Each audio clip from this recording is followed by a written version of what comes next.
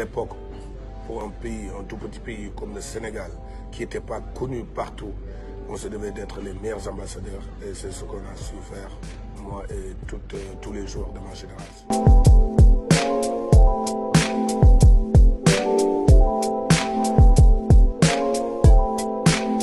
Ma première expérience à la Coupe du Monde. Maintenant,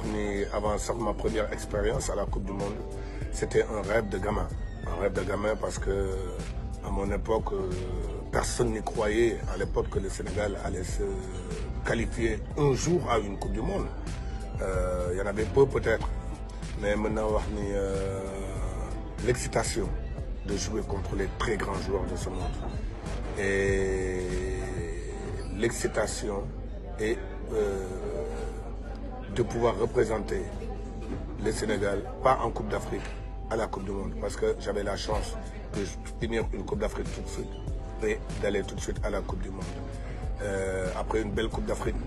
au Mali, on se disait qu'on n'avait pas le droit de ne pas être très bon ou de ne pas représenter ou de ne pas gagner le premier match contre la France. Le premier match contre la France, un match d'ouverture, parce qu'on avait la chance aussi, je crois que aussi jouer une Coupe du Monde, c'est une chance de jouer le match d'ouverture, parce que le match d'ouverture est même plus regardé que la finale. Mais je crois que jouer une Coupe du Monde à l'époque, pour un tout petit pays comme le Sénégal, qui n'était pas connu partout, on se devait d'être les meilleurs ambassadeurs. Et c'est ce qu'on a su faire, moi et tous les joueurs de ma génération, le staff, que ce soit technique, administratif, et surtout les amoureux du football aussi étaient venus nous rejoindre pour nous supporter. Parce que je l'ai toujours dit, l'expérience que j'ai, le modèle c'est ma bopp, le gën a max Coupe du Monde boobu moo di,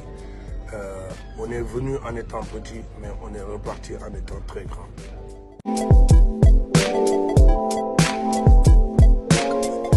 Plus marqué durant cette compétition, je dirais que question boobu dafa may neex parce que dinaa ci wax aussi xale yi nga xam ne ñoo war a dem Coupe du Monde bii di ñëw. Moo di li ma gën a marqué moo di en Afrique on ne te laisse pas jouer, les gens jouent pour ne pas perdre quand tu joues contre les équipes africaines. D'autant plus que bu fekkee yow yaa leen mën tuuti yaa leen dàq li ñuy def muy football bi te yow yaa war a gagné yow yaa nekk équipe bi nga xam ne yow yaay favori. li may jàng si Coupe d'Afrique yeneen compétition yi ak Coupe du Monde le jeu est ouvert ay joueurs yu mel na tey jii Gana Gueye Coupe du Monde gëm naa ni la ñuy gën sax mën wane seen bopp. Joueurs Sénégal yi dama siy jël Gana parce que Gana son jeu est plus européanisé ndax vision bi c'est pas quelqu'un qui est méchant sur les tacles, c'est quelqu'un qui aime jouer, qui joue le jeu. damay jël exemple si moom mais mën naa jël exemple sur équipe bu Sénégal bi yëpp gëm naa ni tey jii équipe bi nu am ni tey jii ak niveau technique bi nu am gëm naa ni Coupe du Monde sax la ñuy gën mën a wane suñu jeu. Parce que booy seet la Coupe d'Afrique dañ doon wax match yu njëkk yi c'était pas trop ça loolu la nit ñi doon wax et l'équipe est montée en puissance. En Afrique c'est comme ça ndax Coupe d'Afrique ak Coupe du Monde bokkul. En Coupe du Monde nag dañ lay bàyyi espace bi les autres sont plus joueurs et les autres équipes sont plus joueuses et mën naa wax ni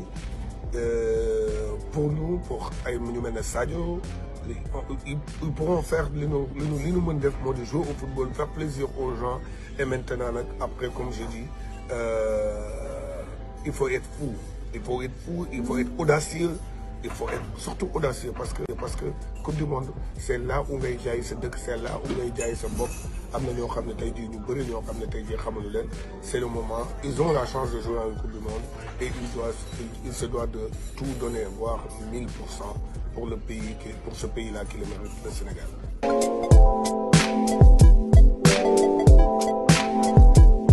Une anecdote inconnue du grand public. Mën nañu wax ni bi ñuy dem Coupe du Monde comme ni ma ko waxee anecdote bu njëkk bi li ma gën a surprendre moo di bi ñu jógee fii d'abord bi ñu qualifié Coupe du Monde Jules François Bocandé xëm si biir vestiaire bi ñu koy upp di ko réanimer et tout ça. mën naa wax ne football rek moo mën def loolu te loolu dañ moo gardé nañ ko ba tey jii nii kenn mos ko wax donc ça veut dire que ni et ñun tamit bi ñu qualifié ba pare dañ jël loolu xewoon sa vestiaire bi ni dañ koy jël en tant que arme ñu mel nii tey jii bu fekkee dañu gagné ñuy def nii jour bu ñu perte nan la ñuy def avec cette équipe avec équipe bi ñu am donc on se doit de jouer pour eux benn ñaar mooy bi ñuy bu ma daan seetaan télé yi gis yeneen équipe yi àgg Séoul ak Corée Corée ak Japon je crois que dañ leen doon ñëw nit ñu bëri ñëw di leen seet si journalistes yi bëree mais man li ma gisoon moo di peu de journalistes ñoo ñëwoon seet si ñu et ñi ñëwoon jël si ñu aussi bëriwul parce que peut-être que dañ doon wax ñii daal dañuy ñëw teg seen avion teg seen ay kii na la feu de détresse ay wala affaire yooyu nit ñi dañuy dem dellu si et je crois que loolu aussi lu ñu laaloon la si coupe du monde bi moo tax ñu bëggoon wane ñun ñëpp ni ñëw leen ñu xaran waree suñu kéemtalaay kattan wan nit ñi nii affaire bi du si ay tour coupe du monde du si ay tour parce que c'est pas parce que da nga tudd tel jour nga nekk nit ku mag El Hadj Diouf kenn xamu ko woon Tony Silva Aliou Cissé et ñun su loolu sunu deret la nekk boo nu ñàkkalee fayda wala nga bëgg ñu ñàkkal fayda rek dañ koy bañ donc loolu tamit si anecdote yi la bokkoon et anecdote bi ma gën a jàpp si coupe du monde bi gën a rigolo si coupe du monde bi mooy comme on avait pas perdu et ñu am match du war a jouer contre kan am na benn match bu ñu doon jouer Fadiga fàtte caleçon si parce que da ngay jouer dëkk bi après dem jouer dëkk ba ne Fadiga fàtte caleçon si benn dëkk entre Japon wala Corée am na fu mu fa fàtte woon daal caleçon mais bëggul woon jouer et que bëggul woon jouer beneen caleçon lu dul caleçon boobu parce que caleçon boobu la sol depuis suñu match contre la France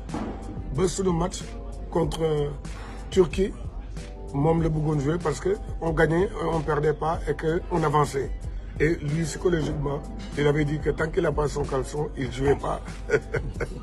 et que ñu dem jëli et que on a ñu yónni Pape Thierno mu dem jëli caleçon bi indi ko.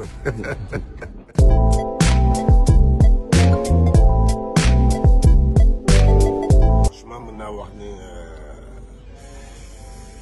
xam nga suñu génération ñun. On a été reçu combien de fois parce que la première fois je crois que bi ñu ñibbisi Sénégal gi yëpp di génn mooy c'était la première fois ñu dem finale dellu si perte au tir au but dellu si mel na ñoo gagné nit ñëpp génn si le président Abdoulaye Wade est venu nous chercher si tarmac bi pour ñu jógee palais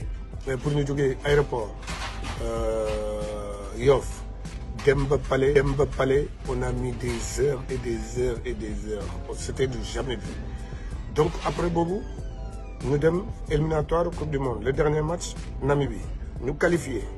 le président ñëw jël suñu ñu qualifié sonn war ñëw ñibbi Sénégal seet suñu famille xool Sénégal nan la atmosphère bi demee noonu le président Abdoulaye Wade qui appelle qui dit que ñu jaar Mauritanie def escale foofu mu ñëw jël suñu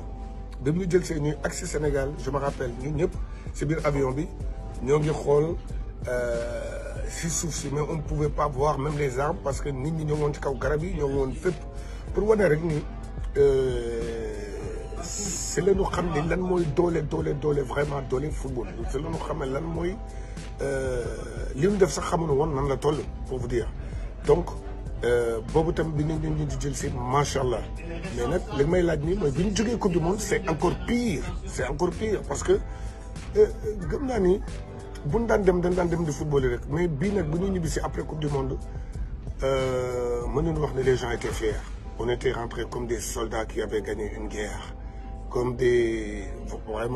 soldats qui avaient gagné une guerre te noonu laa ko mën a jëlee et parce que xare bi métti woon na gudd na mais li ci gën a am solo moo di dem neex na loolu mais dellu si at ay raaya moo ëpp solo lu nekk.